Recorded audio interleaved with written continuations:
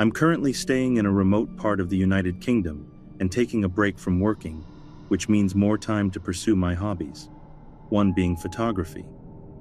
I had scoped out a creepy-looking tree formation in a nearby forest and set my camera and tripod up as the sun was coming down, for that extra creepy vibe.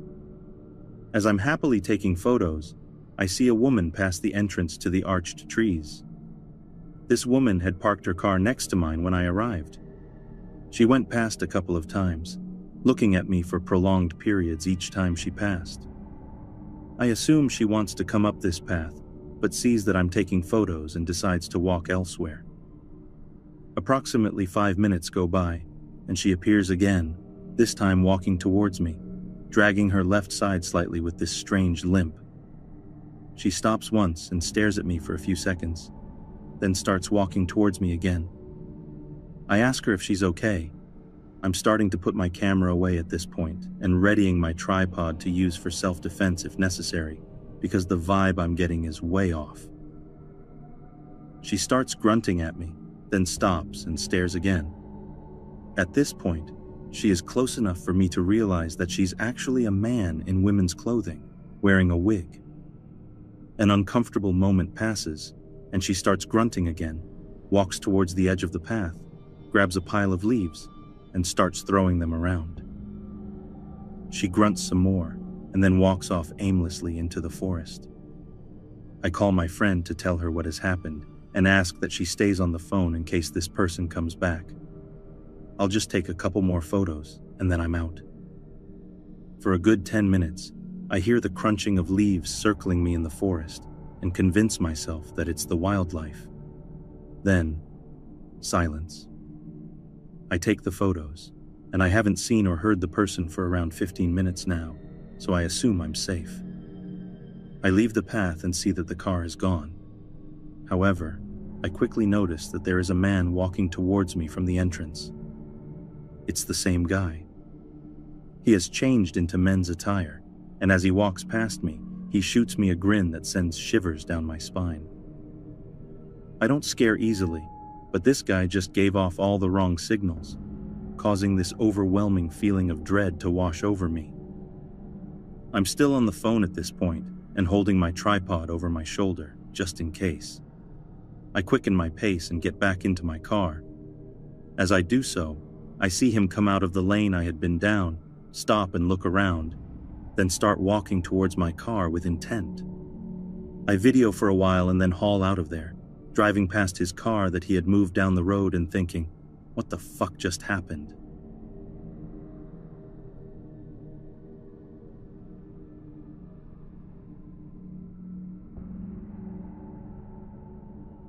I was back home for the summer for the first time in a year after starting university. Our home was just outside of a small town with forests all around. There was also a small man-made lake diverged from a river that ran for miles through the forest and ramified into a few streams east of the lake. Near my home, there was a small grassy path that led to the river following a stream. It was a long walk, but one I used to go on often as a child. I knew the forests well, and where I could cut through dense trees to meet the stream. The walk always led me off the path, which turned northwest slowly, away from the stream, and then took a sharp turn to the west after a few miles, at which point the stream was hidden deep in the forest. I'd continue to walk north and follow the stream through the forest to get to the river, then follow the river west to get to the lake. It's easy to get lost in this forest because the terrain isn't just a slope down to the water. It goes up and down, and you end up completely surrounded by trees. I'd spent many days wandering around there alone or with my dad over the span of 18 years, never seeing anybody else in the forest. I went there twice that summer, both times alone. The first time, I left in the morning, walked along the path away from the stream to the sharp bend, then cut back into the forest. I reached the stream after an hour or so. As I was running my hands in the water, I heard a bell from far away, coming from the north. Something was making a bell ring fervently and periodically, which I found strange. I listened well, wondered if it was a lost hunting dog, and started moving towards the sound. I realized it couldn't have been an animal. The bell was too heavy, given how clear the sound was, to be on a collar. I kept moving, and the bell moved away from me. It stopped completely after 5 minutes. The stream wasn't big or strong enough to carry a bell, even enclosed in a tin, and the river was too far still. I thought of everything, but nothing explained the sound, apart from one obvious thing, which I just didn't feel comfortable with for some reason. I knew it had to have been a person. I stopped thinking about it and just walked on normally, until I found a badger. A bloomin' dead one, carefully decapitated. It had obviously been done with a knife. It was fairly fresh, the body was still limp, and there wasn't too much smell coming from it. The wound was full of maggots, but I knew that happened soon after exposure. The sound of the bell had been following the stream, and so had I.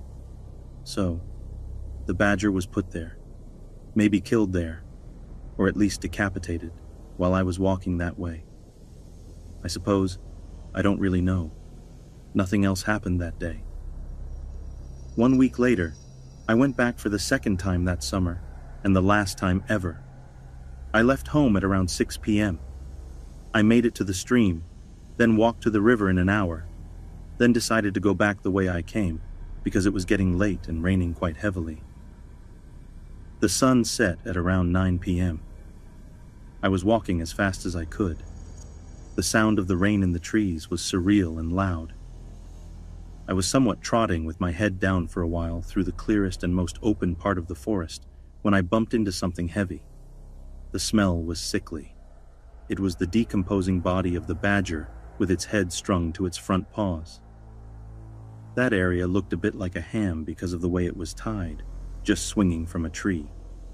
It was this putrid bag of stench, wet and dripping green liquid. I started gagging. I had some sort of mucus-textured fluid in my hair.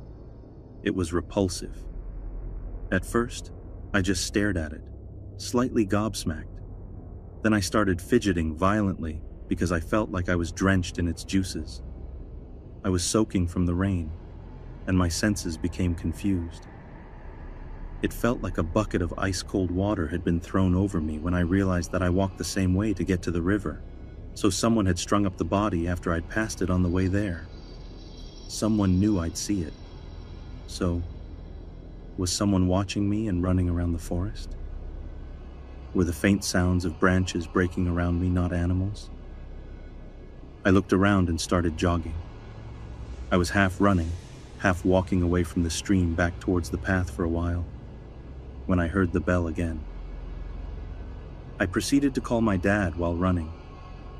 I told him to meet me on the path where it sharply turns west, the closest part of the path to me, to go as fast as he could, and that someone was in the forest. I can't explain the feeling I had. It was like I just shat out my intestines and stomach. I literally felt the hairs on my neck raise despite being soaked. It was dark, and I jogged as fast as I could. I was panicking because the path was still a bit far away, just too far to feel safe. It was still raining. Every single sound was muffled. I felt like everything was further away than ever before. The bell went on for way longer than the last time, on and off. I felt like it was surrounding me at one point. The fear, combined with my compromised hearing and the fact that I couldn't flip and breathe properly, was making me slightly lose my sense of direction. I was automatically heading southwest, but I wasn't really sure what I was even doing. I was breathing like a goddamn horse, coughing my lungs up, kind of crying out loud, like a toddler does, tripping over leaves and twigs like an idiot. I stayed on the phone with my mum, who was on her way with my dad. I kept hearing sounds, but I wasn't sure what they were. My mum was screaming on the phone at the same time that they were on the path, that I needed to run, that my dad had gotten out and was heading east from the path bend. I was terrified, so I went into survival mode. I was doing the half-running, half-speed-walking thing again because I was out of breath. Then, I heard branches break, clear footsteps for the first time from down in the forest, and the bell ringing louder. I didn't want to, but I looked over my shoulder. That's when I saw what was in the forest with me. A tall figure creeping in my direction at the very end of the clearing, ringing this bell slowly in front of his stomach. I could tell he was staring straight at me. Now, I don't know if I had a hidden secret sprinting ability or instinctual adrenaline-induced superhuman powers, but when I tell you I ran for my life, I didn't look back once. I screamed as much as I could. I lied. "I'm on the phone with the police. They are on the path. Dad, I can see you. I'm here." I wanted to yell, "Dad, please, where are you?" But I kept that to myself. I felt like something awful was going to happen. I felt like the man was right behind me. I kept telling myself not to look back. I was gasping and wheezing, crying so hard and screaming for my dad. I felt shivers on my neck, and then switched off. I just ran. I even dropped my bag and only realized I didn't have it anymore when I was in the car. I felt like my phone was my only way home. Things no longer felt real. It was like my legs were moving by themselves. I didn't know if the man was still following me. I could only hear my heart beating in my ears and the bell. I finally heard my dad shout my name, and I knew he was coming my way and that he could see me because of the intonation of his voice. I pretty much lunged at him when we got to each other. My dad heard the bell too. My mom could hear it on the phone. She was waiting with the car ready to leave fast.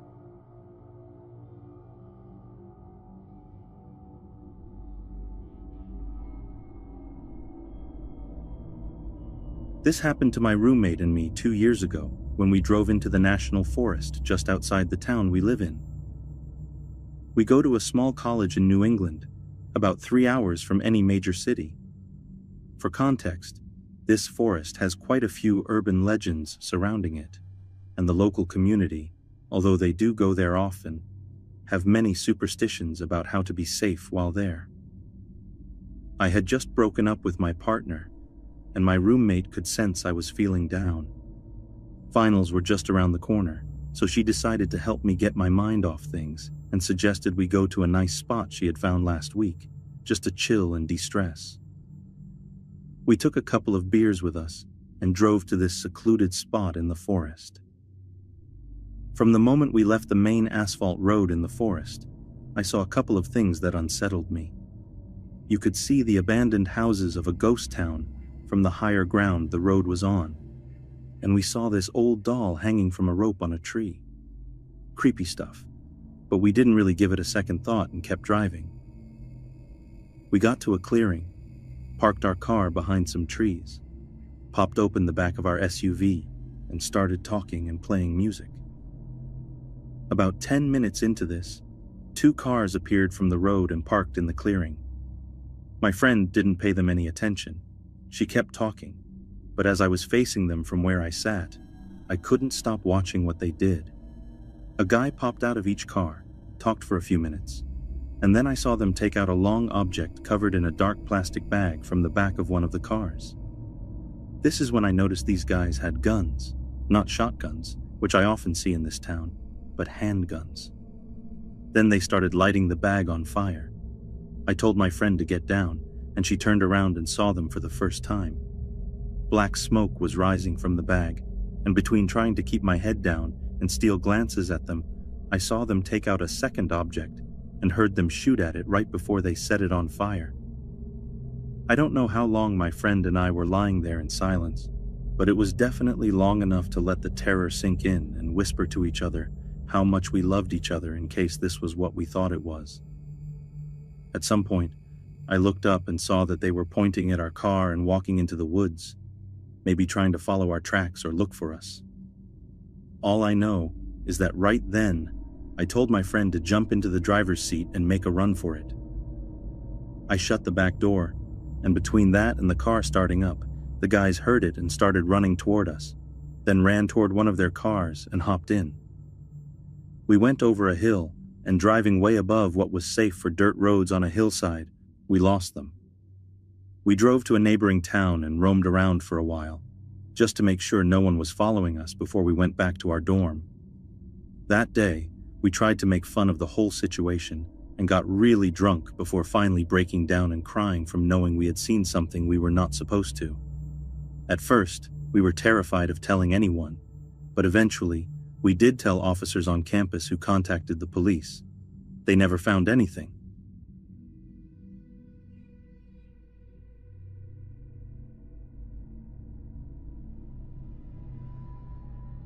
This happened a couple of years ago when I was 16.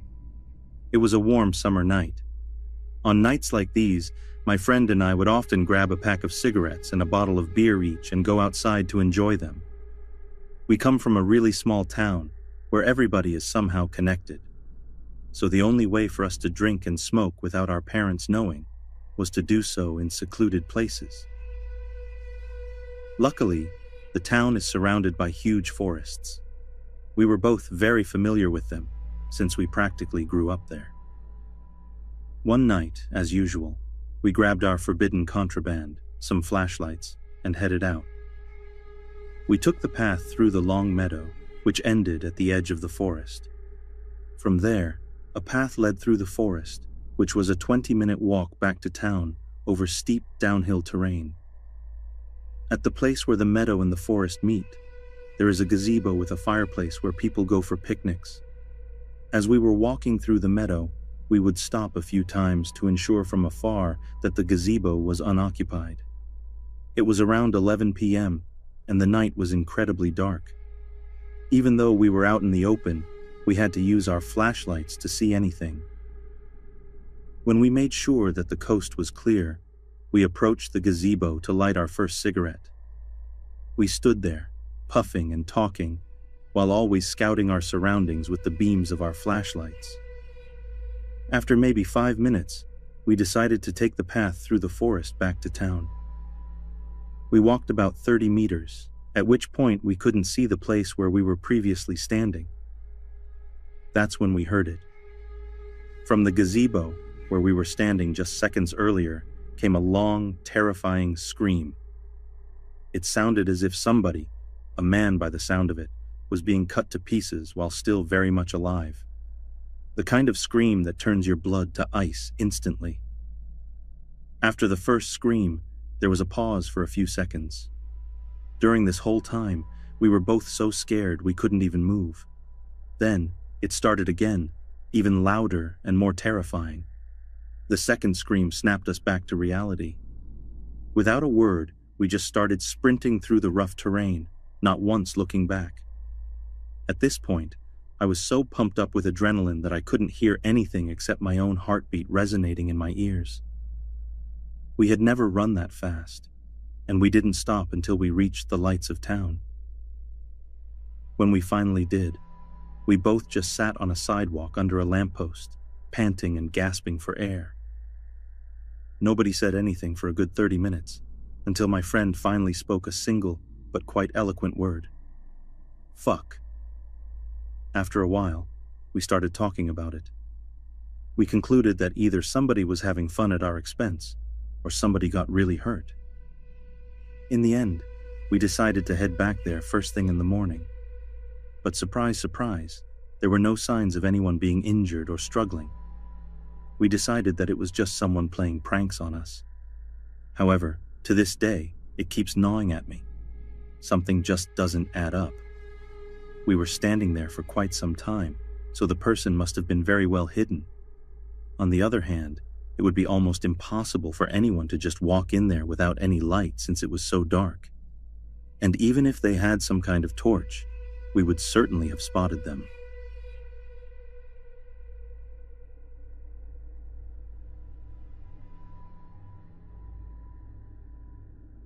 I worked in forest maintenance and forest agriculture for a while.